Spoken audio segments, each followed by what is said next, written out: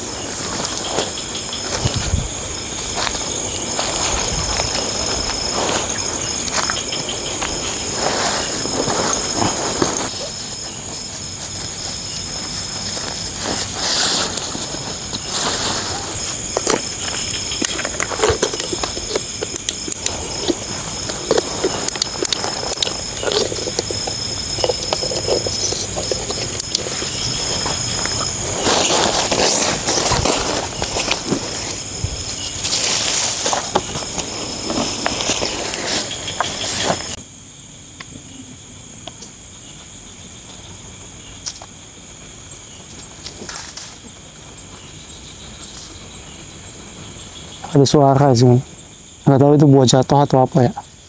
Biasanya itu kekelawar yang bawa buah terus dia dijatuhkannya, entah dia bawa biji terus dijatuhkannya guys.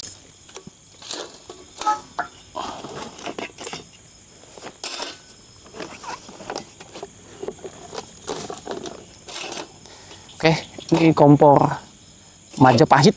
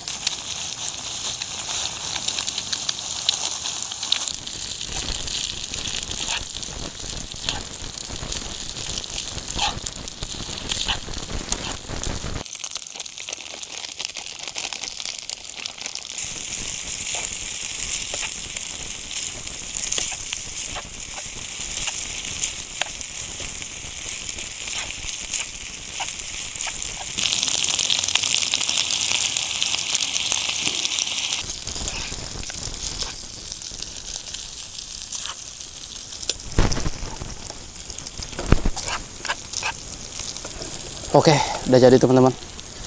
Kita makan dulu lah. Nih, nasi goreng ala-ala aja ya. Yang penting ganjal perut teman-teman ya. Bismillahirrahmanirrahim. Tapi enak nih, sumpah. Wah.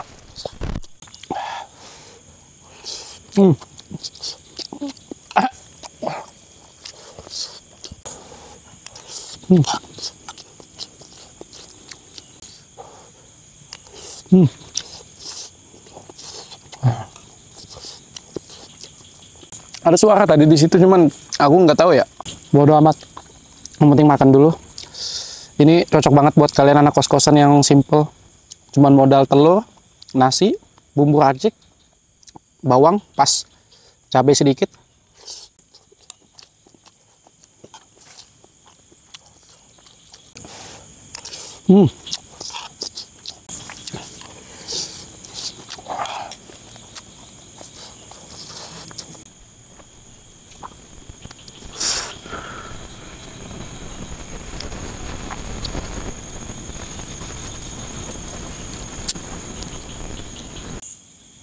Oke, teman-teman, selamat datang kembali lagi. Jadi aku hari ini camping sendirian. Nah, di sini aku campingnya di posisi arah menuju ke perkampungan Kuyang, teman-teman ya. Jadi kenapa aku campingnya itu nggak masuk ke dalam langsung, yang sebelumnya aku camping itu di tengah-tengah area perkampungan Kuyang itu, teman-teman. Karena aku di sini buat berjaga-jaga aja. Karena aku takutnya ada hal yang tidak diinginkan datang gitu, teman-teman. Jadi kan ini kita arah masuknya aja, teman-teman ya. Jadi ini pas jalan utamanya menuju ke perkampungan itu. Biarpun di sini, teman-teman, kita udah pernah eksperimen di tempat ini untuk memanggil Kuyang, dan ternyata dia itu datang ke sini. Nah, makanya di sini aku mencoba untuk sendirian, pengen banget ngerasakan sensasinya ketika sendirian di posisi ini. Apakah dia benar bisa menyamperin aku sendirian gini, teman-teman ya? Kita lihat aja nanti. Dan sejauh ini belum ada tanda-tanda sih, cuman ya beberapa suara lah, hal yang aneh kayak berterbangan gitu. Aku nggak tahu juga itu Kuyang atau apa, atau bukan, karena nggak ada Raden kan. Jadi aku di sini pure bener-bener sendiri, teman-teman ya. Mereka ada di base camp, dan aku udah bilang juga sih bakal camping di sini sendirian. Nanti kalau misalnya ada apa-apa aku tinggal kontak mereka aja. Dan posisi aku di tenda ini menuju arah masuk itu agak lumayan jauh juga, teman-teman ya. Jadi walaupun aku nggak masuk ke dalam, di sini pun udah angker menurut aku sih. Karena aku menghindarin terjadi hal yang tidak diinginkan aja di dalam, teman-teman. Karena agak tingkat berbahayanya agak tinggi gitu loh. Dan ini, teman-teman, ternyata di daerah ini tuh ada ceritanya juga, teman-teman ya. Tapi agak jauh dari lokasi perkampungan Kuyang. Tapi memang masih satu daerah, teman-teman ya. Jadi di daerah itu ada sungai, aku nggak mau nyebutkan nama sungainya apa. Nah, di situ ada perkampungan, ya perkampungan manusia biasa seperti aku juga. Nah, di situ ada perkampungan, dan di perkampungan itu ada sesosok ayah yang namanya itu Ri, dan anaknya namanya Im. Nah, jadi sosok bapak dan anaknya ini, dia itu pekerja mencari kayu di hutan, teman-teman ya. Dia mencari kayu di hutan. Ini cerita nyata ini, teman-teman ya. Aku dapat ceritanya itu dari teman dari anaknya. Jadi anak dan bapak ini mencari kayu di hutan. Dia potongin kayu-kayu yang ada di hutan. Anak itu memotong kayu. Entah kenapa kayu yang dipotong dia ini menimpa ke dia, teman-teman. Jadi kayu tersebut menimpa pas di area titik vital dia, kalau nggak salah itu kena tulang rusuk kan, teman-teman ya. Jadi dia itu jatuh terus, dan dia sempat berteriak minta tolong ke bapaknya. Untungnya bapaknya itu mendengar, teman-teman, kayak ada suara teriakan, dan bapaknya langsung cepat-cepat nyamperin anak itu. Dan ternyata anak itu udah kondisinya agak parah dan berusaha untuk menolong. Dia mencoba menghubungin orang-orang yang mencari kayu di daerah situ juga, minta pertolongan, dan akhirnya dievakuasi, teman-teman, karena lukanya agak parah dan harus dibawa anak itu ke rumah sakit. Jadi menuju ke rumah sakit itu agak jauh perjalanan, teman-teman. Jadi bapaknya nekat membawa anak-anaknya dia itu lewat perahu. Pada zaman itu perahu itu agak susah, teman-teman ya, karena medan sungai yang dilaluin itu agak deras, jadi kayak arum jeram gitu, teman-teman. Jadi di kampung dia itu nggak ada jalur darat, jadi harus lewat perahu. Dan ya udah, nekat aja bapaknya ngelewatin sungai itu, karena pada saat itu sungainya surut. Jadi arum jeramnya agak ngeri. Sebenarnya harusnya nggak boleh ada aktivitas kapal lewat situ, karena arum jeramnya agak lumayan ngeri. Deras aliran airnya itu, teman-teman ya. Jadi bapaknya nekat bawa anaknya, dan di situ kendala dalam perjalanan membawa anaknya itu agak memakan waktu, teman-teman. Jadi anaknya itu kondisinya udah lemah banget, dan istilahnya itu udah nggak bisa diselamatkan lagi lah. Jadi anaknya sempat bilang ke bapaknya, udah jangan diterusin perjalanannya, aku udah nggak tahan lagi, karena anaknya udah merasa dingin gitu, teman-teman ya, udah hampir hilang kesadaran lah. Jadi dia minta balik ke kampung itu lagi untuk berobat di kampungnya dia itu aja, obat seadanya lah. Kayak gimana ya, bapaknya itu dalam kondisi seperti itu dia udah panik, kesian juga ngeliat anaknya dalam kondisi seperti itu ya teman-teman. Jadi bapaknya udah merasa pasrah juga. Jadi saat bapaknya pasrah, bapaknya ingin memutar balik perahu itu menuju ke kampung halamannya lagi. Tiba-tiba saat bapaknya menepi itu ada kakek-kakek tua yang nyamperin. Jadi di tepi gitu teman-teman ada rumah kakek-kakeknya, mungkin dari sungai itu kelihatan rumah kakek-kakeknya agak berapa meter gitu. Rumahnya tunggal, nggak ada rumah yang lain, dan kakek itu nyelamatin. Dan kakeknya bilang kalau mau anak ini selamat, taruh anak ini ke rumah aku. Jadi bapaknya itu bingung, apa benar kayak ini bisa diselamatkan? Kata kakeknya bisa, jadi kasih waktu dia 1 malam untuk menyembuhkan anakmu itu. Jadi namanya bapaknya itu pengen banget anaknya sembuh, ya udah anaknya itu langsung dibawa ke rumah kakek itu digotong. Jadi singkat cerita teman-teman, pada saat sampai di rumah, si kakek-kakek itu berusaha menyembuhkan anak itu dengan cara mengasih minyak yang namanya itu adalah. Jadi kakeknya bilang ini adalah minyak bisa menyelamatkan anak ini dengan semalam. Bapaknya merasa heran kenapa harus dengan minyak itu loh, kenapa ndak alternatif yang lain, obat tradisional yang lain. Jadi memang kata kakek itu satu-satunya buat menyembuhkan anak itu. Ya udah namanya bapaknya pengen banget anaknya sembuh, udah dibiarin aja kakeknya minta bapaknya itu jangan nginap bareng sama anaknya. Jadi kayak pisah gitu, anak ada di kamar, bapaknya mungkin tidurnya di ruang tamu. Jadi kakeknya itu meminumkan anak itu dengan minyak. Jadi anak itu dibiarin kakeknya ditinggal semalaman. Pada saat malam anak itu merasakan sensasi yang agak mengerikan teman-teman. Jadi kayak reaksi minyaknya itu betul-betul jalan di tubuhnya dia. Tiba-tiba anak itu udah nggak merasakan sakit lagi, dia bangkit dari tidurnya pas malam itu. Dan tiba-tiba ada hal yang aneh lagi teman-teman, ini mengerikan banget. Lidahnya dia itu menjulur panjang dan mencoba untuk menjilatin area luka di bagian yang tulang rusuk itu teman-teman ya. Dijilatin sampai luka itu mengecil dan sembuh. Tiba-tiba anak itu langsung merasa sehat. Dia aneh aja ngelihat ada hal yang janggal di dirinya gitu teman-teman ya. Tiba-tiba anak itu kayak kebingungan gitu. Akhirnya pagi pun datang dan bapaknya kaget ngelihat anak itu udah sembuh teman-teman ya. Dan kakek itu menyuruh anak dan bapak tadi pulang ke kampung halamannya. Nanti kalau misalnya ada apa-apa kata kakek itu kembali lagi ke tempat saya ya. Dan mereka pulang, bapaknya juga merasa senang karena anaknya sembuh. Dan saat pulang itu kita singkat cerita aja teman-teman ya.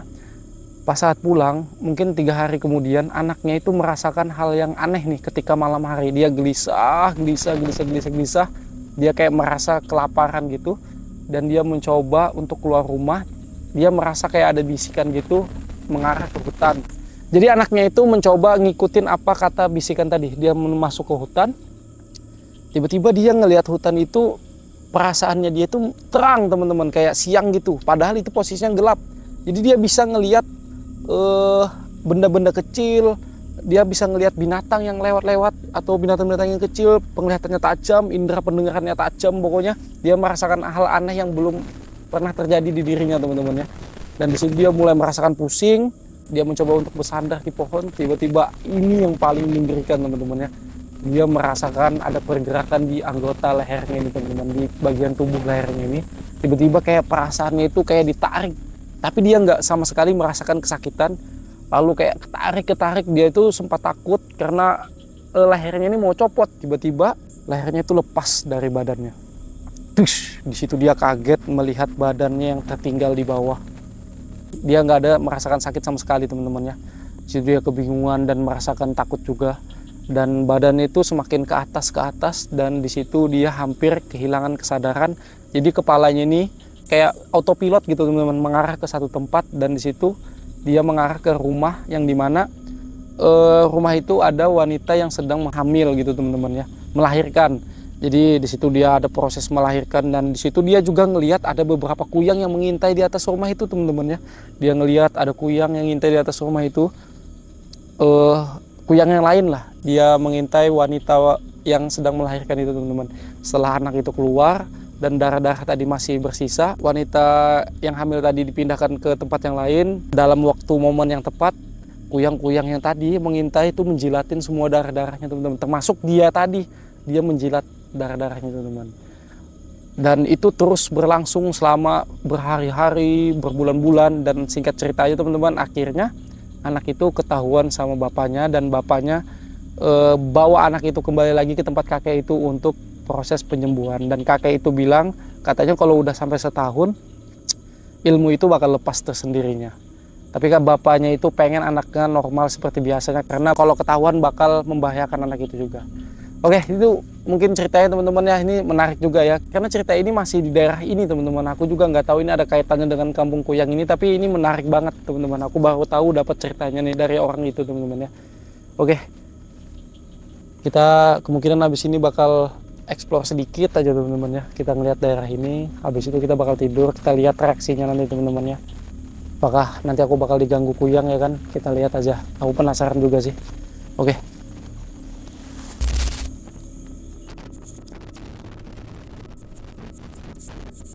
Oke, teman-teman. Jadi kita bakal explore dulu sebentar. Bakal ke sana. Karena itu jalannya menuju ke area kampung. Tapi kita campingnya di area ini, teman-teman. Karena kita udah eksperimen di sini. Dia itu datang juga ke sini.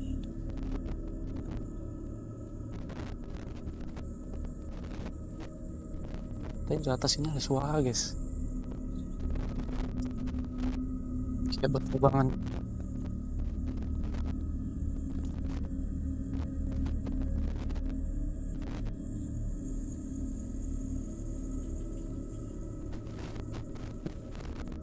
Halo.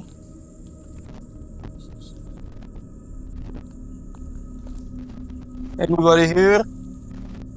Siapapun itu, tunjukkan eksistensi kalian. Sini nih. Yang menurut aku agak serem tuh teman-teman. Ini hutan. Kalau kita mau masuk ke perkampungan Kuyang itu, ini hutannya guys. Ini hutannya nih. Jadi kita harus masuk ke hutan itu dulu. Menurut aku agak ribet sih. Dan agak berbahaya juga karena memang hutan. Astagfirullahaladzim.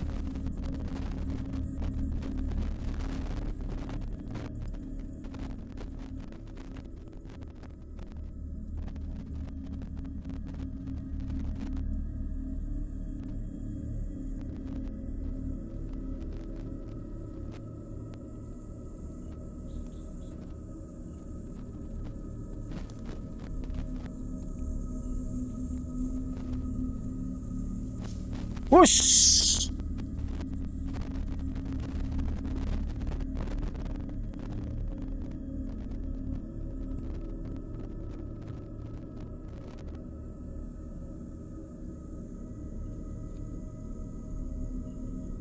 Ini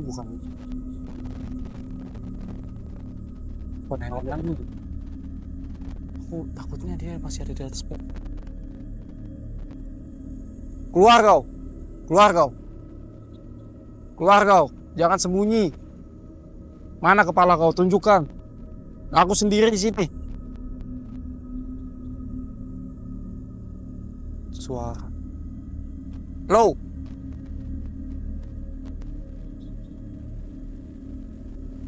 Halo.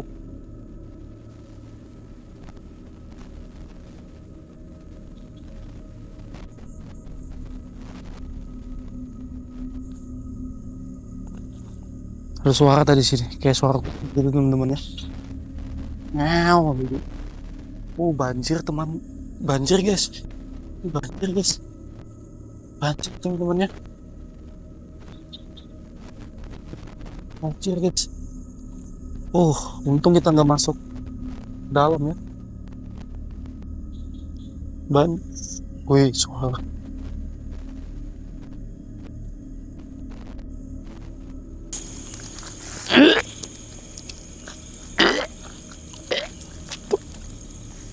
Ini ada darah campur jeroan ayam. Sengaja aku bungkus, tapi aku buka dikit ya, biar keluar aromanya teman-teman ya. Dan di sini nanti aku bakal taruh di bawah tenda ini teman-teman. Jadi aku sengaja ditaruh di bawah tenda, jadi dia bener-bener ke tenda aku ya, kalau memang bener ada dianya. Soalnya kalau aku taruh jauh lagi, itu nanti aku takutnya nggak bakal dapat momen teman-teman ya. Jadi aku taruh di bawah sini aja nih. Di bawah tenda guys, pas di bawah tenda. Soalnya kalau di dalam baunya aku keganggu sih, kayaknya nggak bisa tidur kalau ada bau-bau kayak gini. Cuman satu yang aku khawatirkan, takutnya ada predator lain kayak entah biawak atau apa gitu teman-teman yang mendekat. Cuman aku harus waspada, hati-hati aja sih. Nah ini kan ketutup tenda, jadi kemungkinan baunya enggak terlalu banyak teman-teman ya. Nah jadi kita langsung aja tidur. Semoga nanti ada tanda-tanda atau sesuatu yang bakal muncul di sini teman-teman ya. Oke, kita langsung aja tidur. Suara guys, sumpah nih ada suara.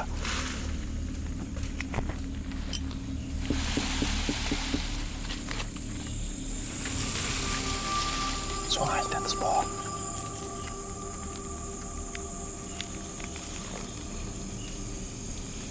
Suara di atas pohon.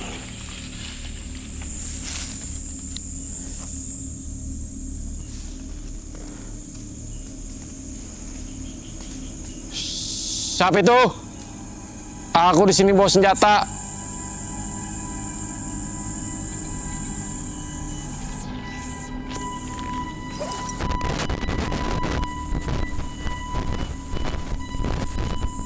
Aku bawa senjata nih.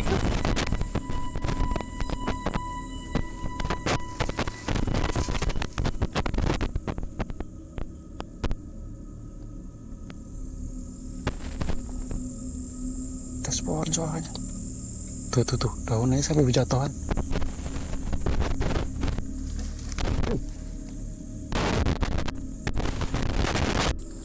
Aku bawa senjata nih.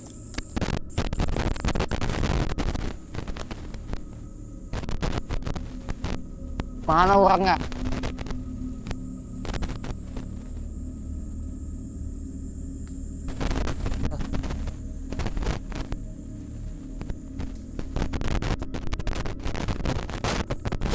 Astagfirullahaladzim, bukan.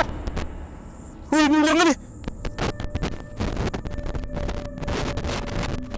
Woi.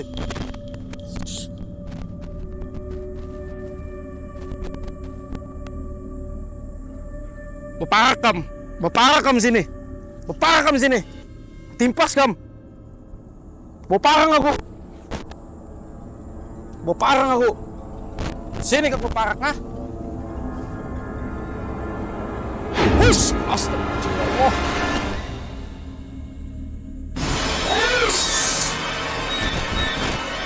Timpas kam.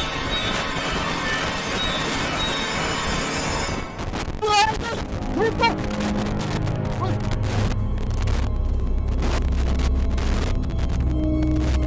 Ujung ke tingkat.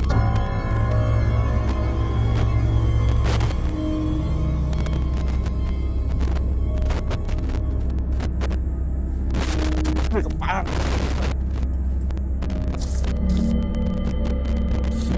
Wah.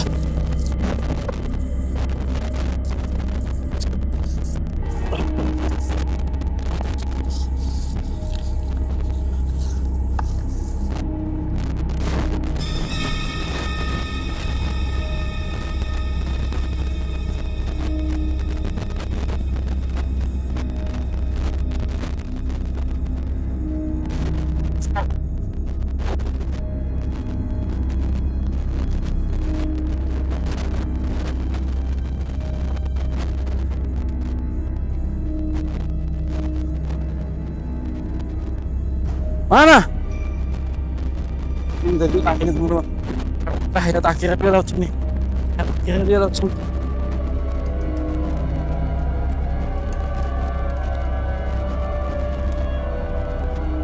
Keluar kau sini.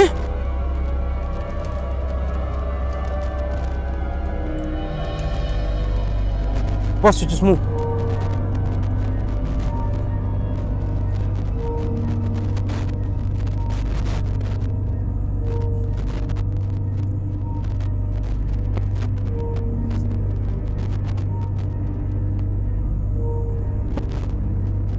Mana kok? Dia kayak terbang di atas kepala aku nih. Gue nggak ketemu cahaya merahnya. Keluar cahaya merahnya aja langsung kutebas ini teman-teman.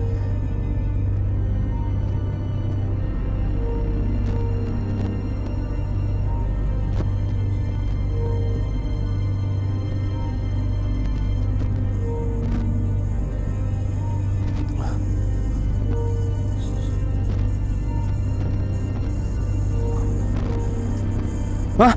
Apa itu tenda aku tuh? Sumpah.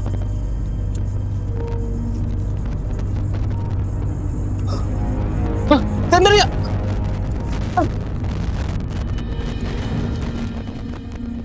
Anjir.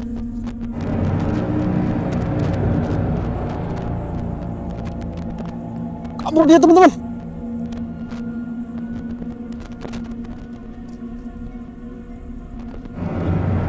Astagfirullahaladzim.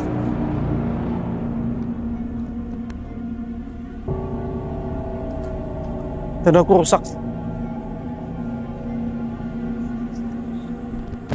Dia lari ke sana.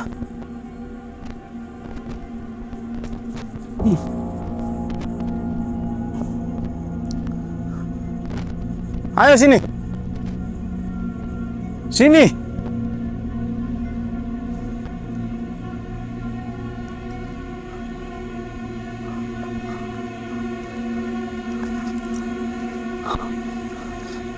Dan aku kebalik tadi posisinya.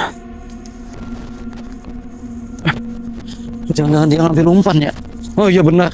Dia ngambil umpan, teman-teman. Umpannya langsung hilang. Dia bakal balik nggak ya? Umpannya langsung hilang masalahnya nih.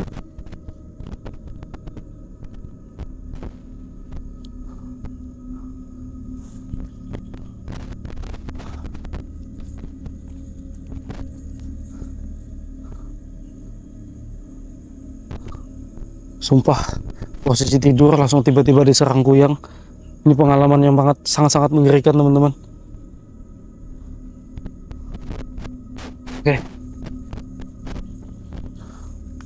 Oke guys, jadi setelah nunggu sampai mungkin 20 menit lebih, dia nggak ada kembali juga, teman-teman ya.